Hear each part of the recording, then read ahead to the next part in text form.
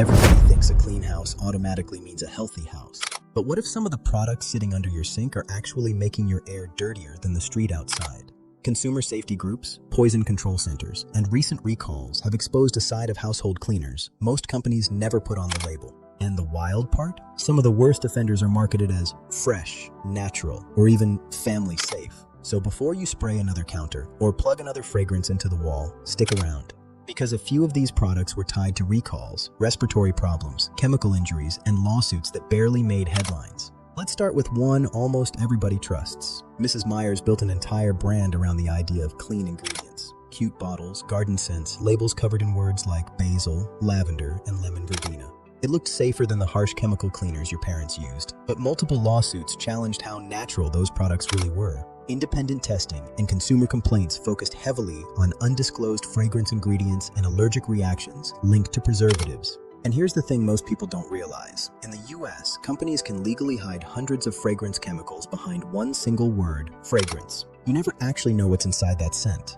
Ever notice how some natural cleaners leave a perfume smell in the room for hours? Real plant scents usually fade fast. Synthetic fragrance compounds are designed to stick to surfaces and linger in the air. Now compare that to what happened with air fresheners. Back in the late 2000s, environmental groups tested popular air fresheners and found several released volatile organic compounds, or VOCs, into indoor air. Some products also contained phthalates, chemicals researchers have studied for possible hormone-related effects. And indoor air matters way more than people think. The EPA has repeatedly warned that indoor air can actually be more polluted than outdoor air, especially in tightly sealed homes.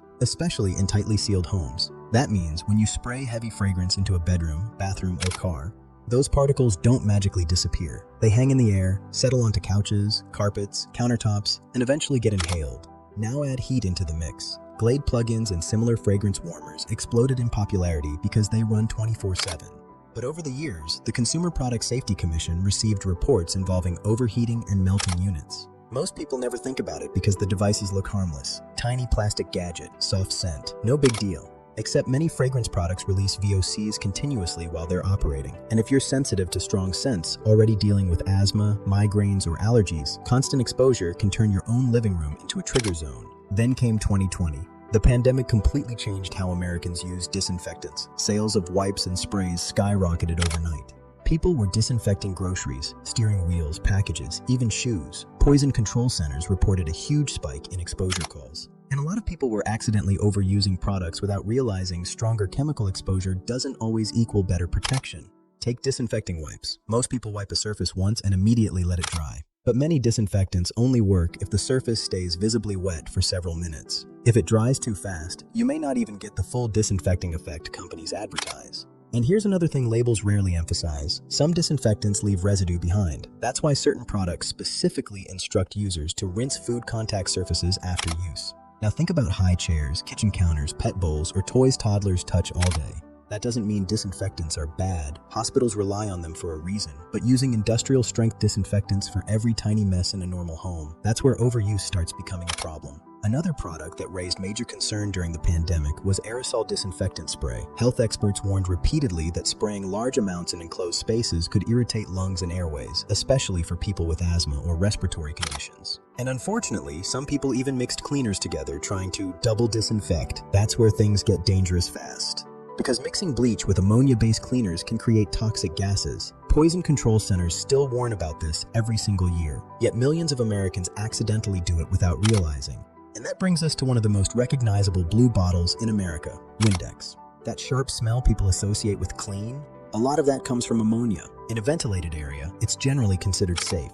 But in small bathrooms or enclosed rooms, fumes can absolutely irritate eyes, throats, and lungs. Now imagine somebody cleaning mirrors with ammonia spray, then using bleach cleaner nearby minutes later. That chemical reaction can create chloramine gases that are seriously dangerous in enclosed spaces. And if you think that's bad, wait until you hear about drain cleaners. Products like Drano are designed to dissolve clogs using highly caustic chemicals. We're talking ingredients strong enough to break down grease, hair, and organic buildup inside pipes. The problem is, what happens if that liquid splashes? Emergency physicians and poison experts have warned for years that drain cleaners can cause severe burns to skin and eyes within seconds. Even the fumes can irritate airways if used in tight spaces. And plumbers? A lot of them openly warn customers not to dump multiple drain cleaners into pipes because chemical reactions can become unpredictable.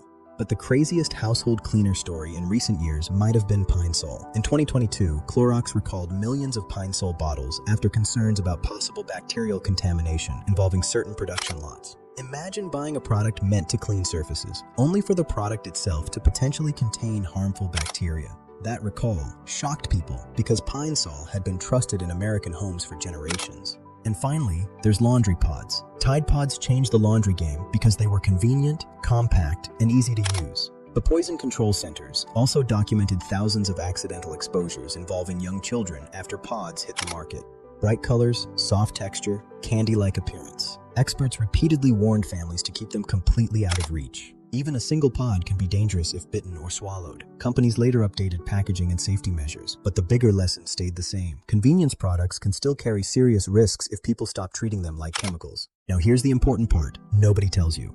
This isn't about fear, it's about smarter use. You do not need to panic and throw away every cleaner in your house tonight. Most household cleaners are considered safe when used exactly as directed. The problems come from overuse, poor ventilation, or mixing. So what should you actually do? Open windows while cleaning. Never mix products. Use gloves for heavy-duty chemicals. Keep pods and concentrates locked away from kids. And stop using disinfectants like their air fresheners. A lot of experts now recommend simplifying your cleaning routine instead of using 10 different specialty products. Mild soap, diluted vinegar for certain surfaces, microfiber cloths, and fragrance-free options can handle way more than marketing makes people believe. And if you want lower toxicity commercial products, look for brands carrying EPA safer choice labels or full ingredient transparency online instead of vague buzzwords like green or pure. Because at the end of the day, the goal isn't a house that smells like chemicals. The goal is a home that actually feels healthy to live in. Next time you grab a cleaner off the shelf, flip the bottle around and read the label first. You'd be surprised how much companies assume consumers will never look at.